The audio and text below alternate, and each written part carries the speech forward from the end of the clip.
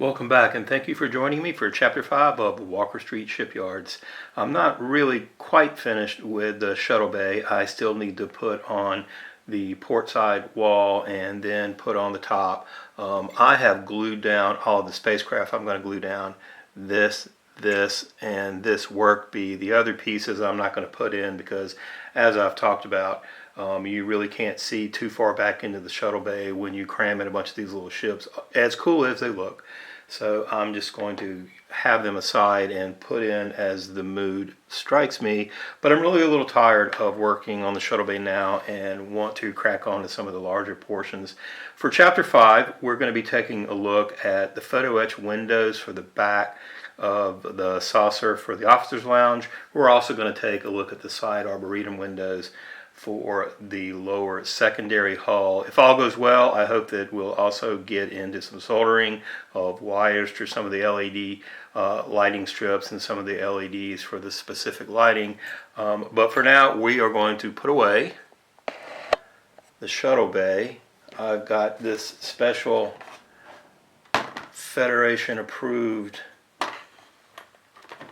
Tupperware here, which is going to provide storage for those pieces.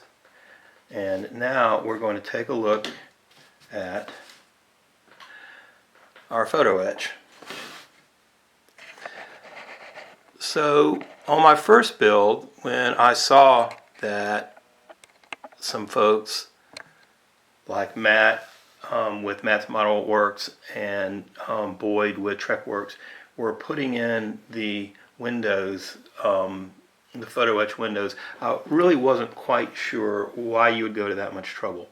And I went ahead and used the regular stock kit clear parts. This is your arboretum window.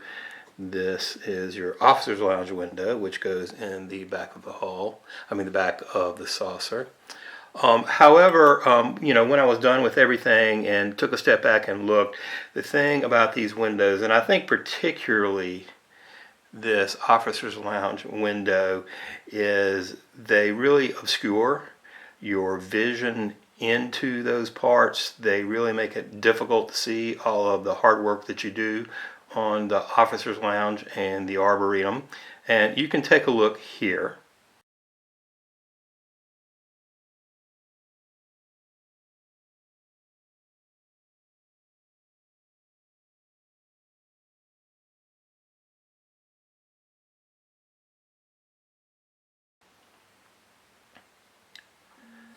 So your photo etch pieces,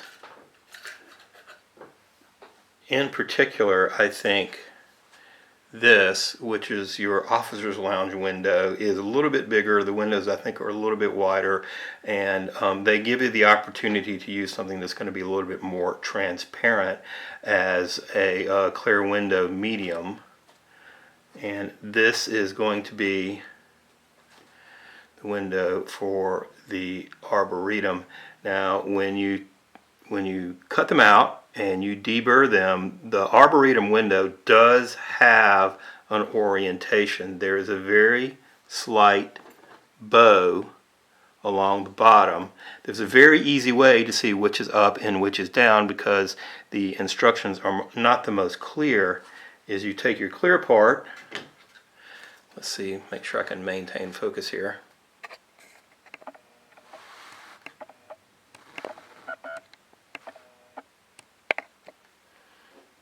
Put your clear part in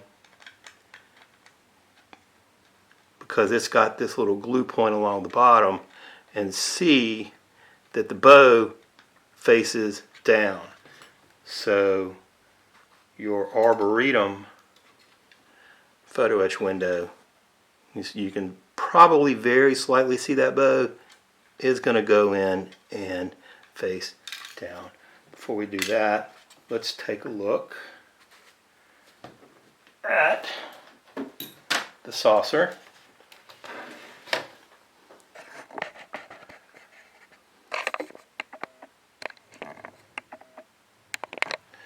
Now I have gone ahead and trimmed this photo etch piece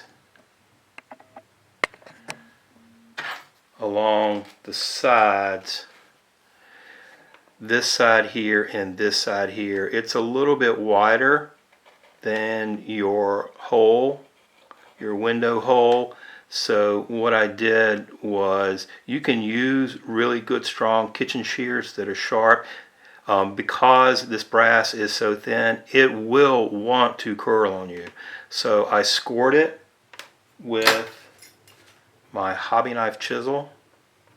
I just came down really hard and scored it very well, and very carefully and very slowly just cut it with my kitchen shears. It still wanted to curl, but I was able to keep it fairly flat and then come back with needle nose pliers and straighten it out.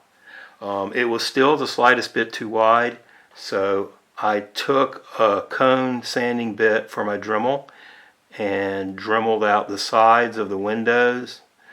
The cone bit really helps you get in right here to these corners. And then came back with my hobby knife and scraped off just enough so that the officer's lounge window, and I'm probably just going to drop it right through that hole, snugs in. Then what I will do is put a thin bead of CA glue along the tops and sides. Unfortunately, I gouged a little too much on this side. There's a bit of a gap there, which of course perfect plastic putty will take up that space. But I've lost a glue point, so I'll have to make sure that I glue along the top, along the sides, glue along the bottom. Then I'll flip it over and glue it from the inside as well. I don't really like CA glue. It is the best thing to use for here. For most of these photo etch parts, it dries very quickly, but it's very brittle bond, and I'm afraid that in putting in the putty and smearing it down and sanding it, that this window may pop out. So I'm going to have to use a lot of caution in doing that. But let me get the windows glued in and maybe start getting some putty on, and you can join me back when I'm done. Before we go topside on the saucer and take a look at the windows and the photo etch and see how that all came out, just wanted to show I've gone in with Rust-Oleum white paint primer, glossy, and given a coat on the inside of the saucer as well as the bottom of the secondary hull. All of the pieces that I light block with the black, I'm going to go back with the Rust-Oleum white. You really want some type of white surface to go over your black light blocking, because that'll give you a nicer surface for light to bounce around and give you a brighter finish out your windows. But now let's go up top and take a look. I've given a couple of coats of the white Tamiya fine white primer, which is actually going to end up being the primary paint color for the exterior. And I've given it a few coats, gone over it with some 1000 grit sandpaper, wiped it down, give it a few more coats, and it really looks fantastic. You start to feel like you're making some really great progress when you see the white coating on your saucer and on your parts. And I'll be going back and giving it a shot of Tamiya semi-gloss sealer as well. But let's take a look, and you guys are going to see this at the same time that I do, how the masking came out, because I gave it a coat of gray around your bridge dome,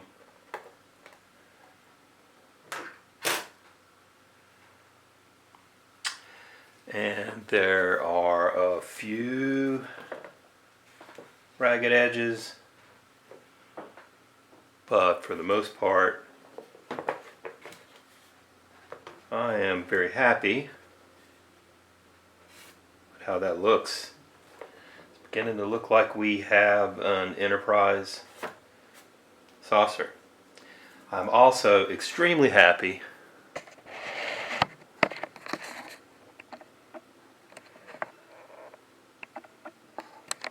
with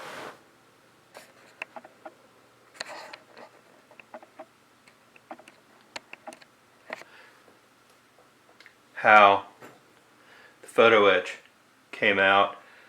Puttying can sometimes be one of my weaknesses, but the Photoetch piece really went in well. Puttying did good. I did several rounds of puttying and sanding and puttying and sanding, and it really, for all intents and purposes, looks like that it was just molded in. So I'm very happy with that outcome. Got a little, like I said, a little bit of cleanup to do on the gray and the white, but that's really beginning to look great. And then we've got the secondary hull, arboretum windows. Also did a little bit of putting, didn't take quite as much. Given a few coats of the Tamiya fine white, and really looks good. Now the question that I wondered way back when I was building my first build, even though I wasn't using this Photoetch, is what people would do to fill in that window space. And actually I saw a few posts on the Facebook 1350 refit group that some people actually just, get ready for this, don't put anything in and just leave those window spaces open.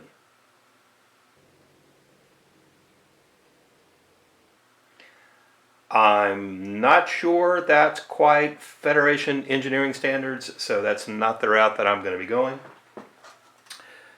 Matt, with Matt's Model Shop, has suggested using something like this, which is blister pack plastic, which you get in everything. This is from some type of plastic part that I ordered, some type of product, a cell phone charger or something. Also, anytime you buy fresh fruit from the grocery store, it comes packed in that. That's a great idea. You just cut out your piece, it's clear. But I think that I'm going to use this, which is just polystyrene sheet, which is clear. What I like about this is it's a little bit thinner than the blister pack material, so I think I'll be able to cut it a little finer, and it may not obscure as much, but that is what I'm going to put in for my window material. So on the whole, very pleased with the Photoetch that's gone in for the windows for the officers' lounge and for the arboretums. So after looking at this gray band that runs around the bridge dome and the officers' lounge windows, I decided that the color that you saw in the last segment was a little darker than I like. I had used this, which is a Tamiya spray Arsenal Gray. And again, thought it was a little bit too dark, so I got out my vinyl masking tape, remasked everything, also with a little blue painter's tape, and then ended up using this, which is haze gray, and I'm a lot happier with the lighter gray color. And by the way, I know I've mentioned it before, but I am so happy with the way the Photoetch window part for the officers' lounge came out, with a little bit of puttying and some paint. It really looks like it was just molded as a part of that piece. So I'm really happy with the way that came out. Can't wait to see when you'll be able to look through it into the area to see the completed officers' lounge. So what I'm going to be working on, two things next, is the masking and fine detail for this part here, which looks like this.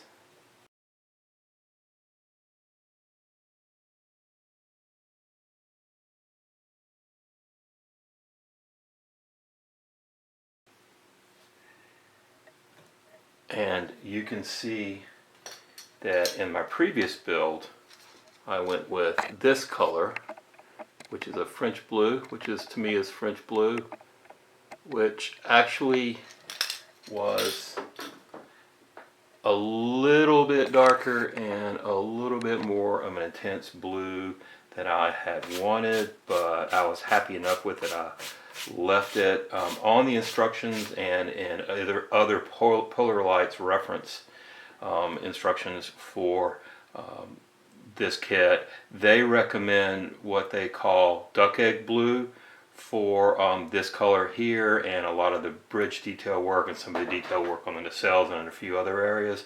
Duck egg blue, if you look at it, really is more of a pale green, pale gray green, and in the end it's just a little more green cast than I want. So for this kit, again, to be a little bit lighter and a lot less blue, I'm going to go with this color from Tamiya, which they call Pearl Light Blue. So it's a light blue that's going to be a little bit closer to duck egg, and hopefully also have a nice pearlescent cast. Before I did that, I went in with this sanding bit on my Dremel and sanded away the raised mounting lines on the bridge dome so that I could place the Shapeways bridge piece. The stock piece sits on top of those raised lines to attempt to give enough area for the light to spill out, the floodlights to spill out. Like I said in an earlier chapter, the regular stock piece, just even being raised up, the areas right here aren't big enough to project light, cast light out onto the registry markings, which is what the Shapeways piece is all about here. But the Shapeways piece, because it's got these bigger areas for light to flood out, doesn't need to be raised up as high. So I use the Dremel to come and get rid of these lines. I need to come back with a finer sanding bit and smooth these out, which will be my next step. Then I'll start masking, and then I will crack open the seal on that light pearl blue and give it a coat, and we'll see how it comes out. We are just about ready to add some color to this masked off portion right here. I went in and gave the dome a coating of Tamiya pearl white, which the entire ship, after it's been painted, is going to get this pearl white finish. And I've done just this dome portion and then given it a shot of Tamiya semi-gloss. Then I have very carefully masked so that just this area right here, this fine line here and this fine line here, is what is going to get the pearl light blue. And yes, these tiny teeny white lines were very tedious, and the way that I really had to do it was use Tamiya 1mm vinyl tape and basically slice it down the middle because it was a little bit too wide at 1mm. And I've got them placed. So now, like I said, I'm about to use the Tamiya Pearl Blue and see if it's going to be the color that I end up liking. Let's put it in the paint box and take a look. Well, I'm not happy with this color at all. It's the Tamiya Pearl Light Blue, which, based on the cap color, I was hoping would be a far paler, far bluer color. This is a lot more silver, and I don't know that I'm really digging the pearl finish anyway. So no choice but to remask the dark gray band, which I am very happy with, and bring everything back up to white with the Tamiya fine white primer, give it all another good coating or two of the Tamiya Pearl White to give it that nice pearlescent white.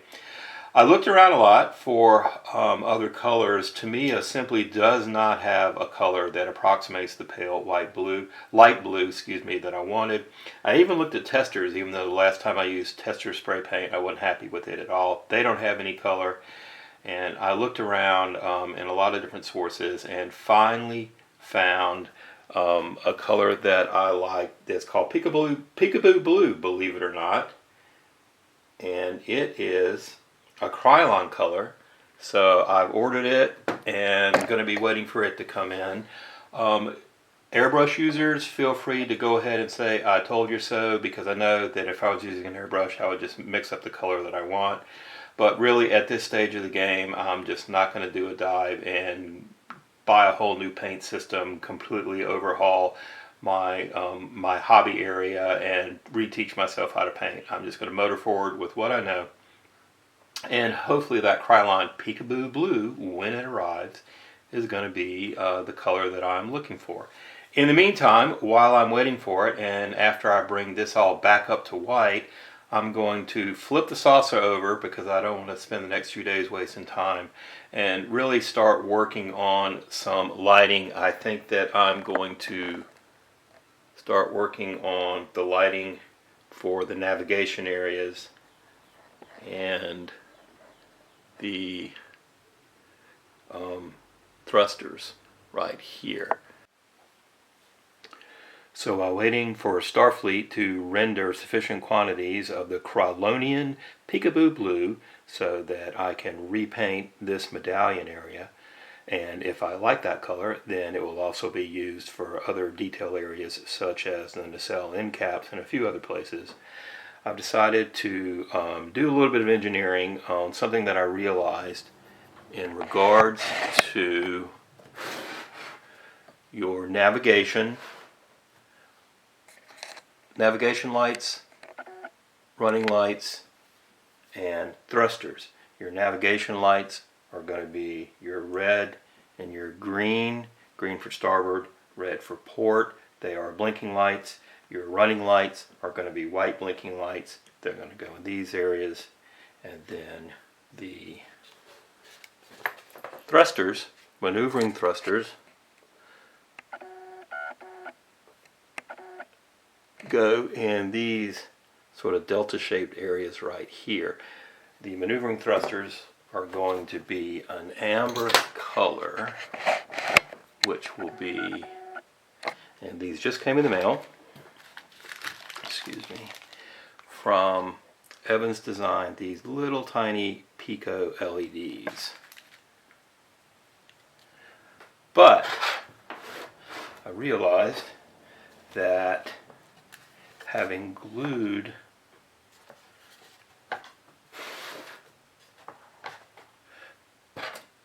the saucer rim pieces in place,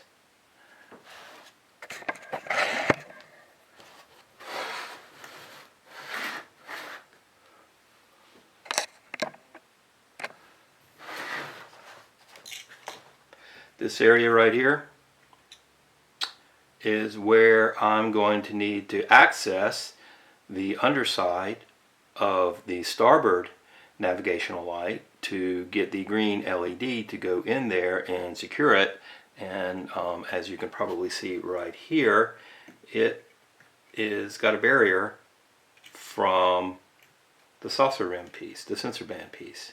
So perhaps I should have realized that before securing these and gone ahead and made provision for that, made holes for that, but I didn't. So now there's no choice but to go in to do that. So I have purchased some Dremel accessories. I got a new collet set and then a specialty drill bit set so that I can come in and Dremel, hopefully without destroying the integrity of any of the structure. These areas, and it's right where there's a joint between two bands, excuse me, right, there's a joint between two bands. You've got a locking pin there and a locking pin there, so you got to be really careful not to knock those off. And drill out a hole there, and then very carefully go in there and secure those lights. So let's go ahead and get started. I'll do this live on camera, so if I screw it up, everyone will have the joy of watching it happen. Almost live. Putting on my safety eyewear. I have a Dremel with a 3/32 Dremel bit.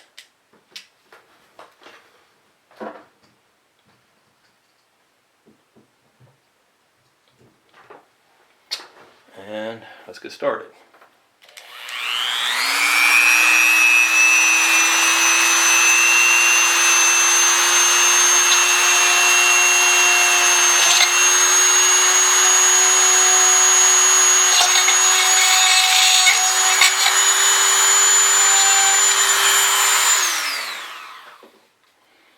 Okay, that was easy enough.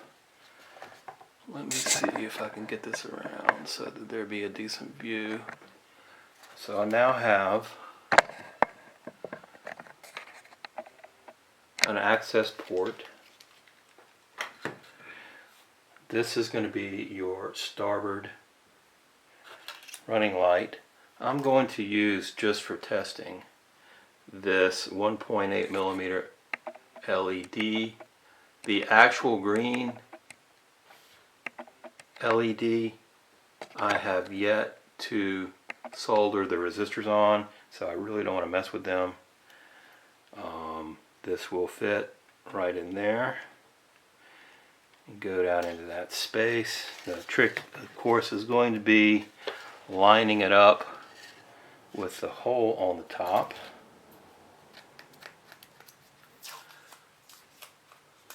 Let me try to secure this and play around with the positioning, and we'll get right back. So I've got my 1.8 millimeter LED in place, as well as temporary positioning will allow, and taped in place. Let's flip it and see .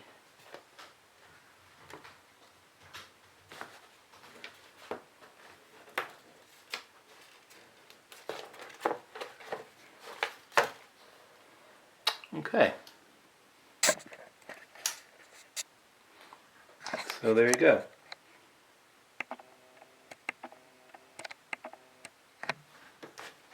Now I'm realizing that I actually have a red LED in your starboard side, which is supposed to be green, but the important thing is the LED fits in there. I'm also seeing I've got a little bit of a light leak ghosting through there. I'll have to take care of that. But that looks pretty good. The fit is good, and once I use the green light in there, of course after soldering the resistor on, the green LED that came from Tenna Controls, then I think it's going to fit in there real well. So now I'm going to make my way around the saucer and drill out those other portions for the maneuvering thrusters, the other navigation light, and the running lights.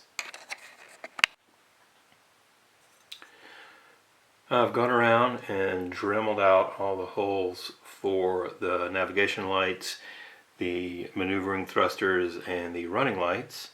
And now, just for the sake of it, to see how cool it looks, I want to fire up one of these Nano Pico amber lights that came from Evans Designs that are going to be dropping in and lighting up the maneuvering thrusters.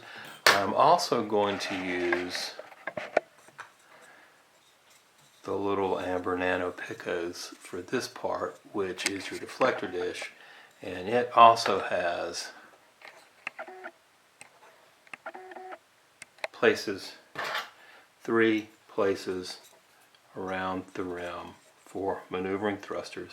So what I'll have to do is drill out little holes to put those amber lights behind them, and then there are clear parts that drop into that little square. But now let's take a look. So there's that Nano Pico tiny little amber light lit up. And what we'll do, just for the sake of looking at it, is they're one-sided with the connections are on the back and the lights are on the front. So we're going to place it down, make sure it's pointing forward, and use just a little bit of regular painter's tape to hold it in place and hope that it's down in there pointing in the direction that it needs to be. Fire it up.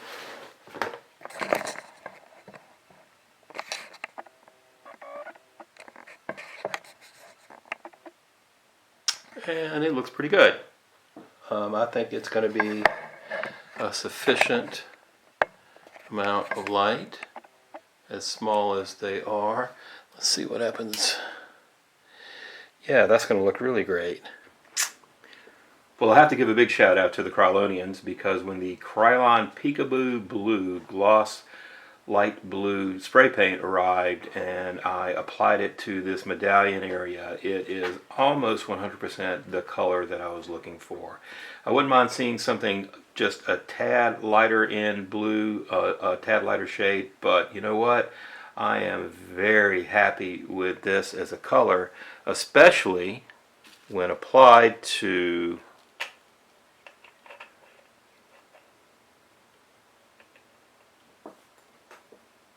the bridge dome. So this bridge dome, you're looking at about a full weekend's work of painting and masking and then repainting and unmasking and then sealing. But I am very happy with the way it turned out with that Krylon Peekaboo Blue.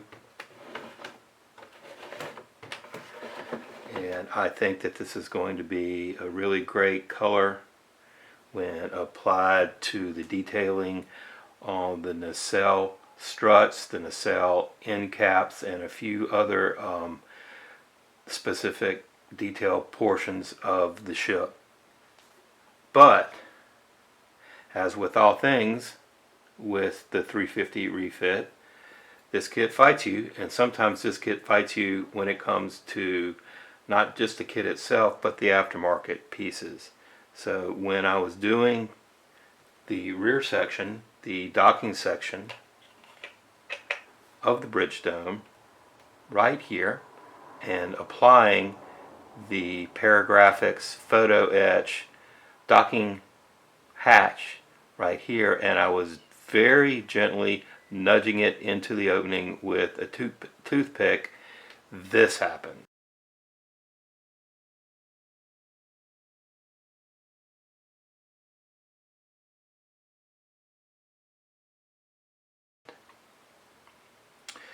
So I don't want to be someone who slams anyone's product, and I am using the Shapeways aftermarket parts in a few places, most notably this piece, the bridge dome, and also the officer's lounge, which I've talked about. But I have noted that these Shapeways parts are extremely brittle, and I am talking eggshell levels of brittleness. A tiny little portion of the officer's lounge cracked off. Fortunately, it's a corner that I don't think you're going to see. When I was test fitting it, a portion of it cracked and I had to very gently glue it back into place.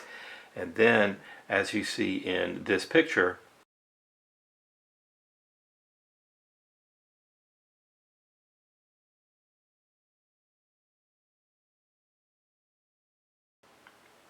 this entire section cracked off.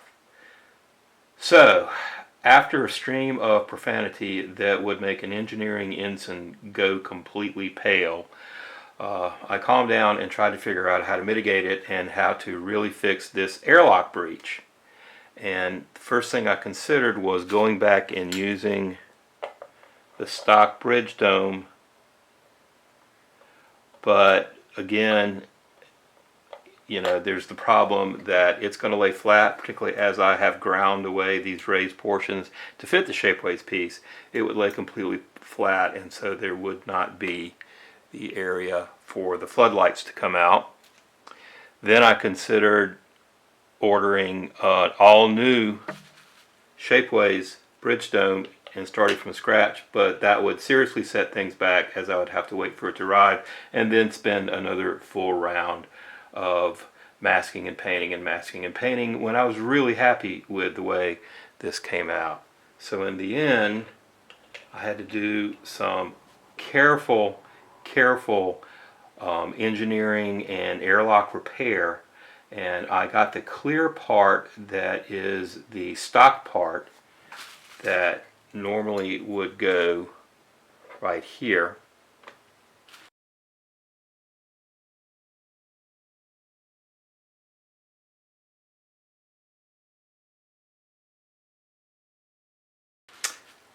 And after stitching together portions of the Shapeways pieces, because it actually kind of came apart into 3 different pieces, I painted the stock part, the transparent part, the same prime white as the Shapeways part, and then actually glued the Shapeways pieces onto the transparent piece and sort of used it as a backing material to help hold them in place, and then glued all that back onto the back of the Shapeways dome and did a little bit of fine puttying up in here, a little bit of fine detail painting, and then reattached the Paragraphics Photoetch docking hatch.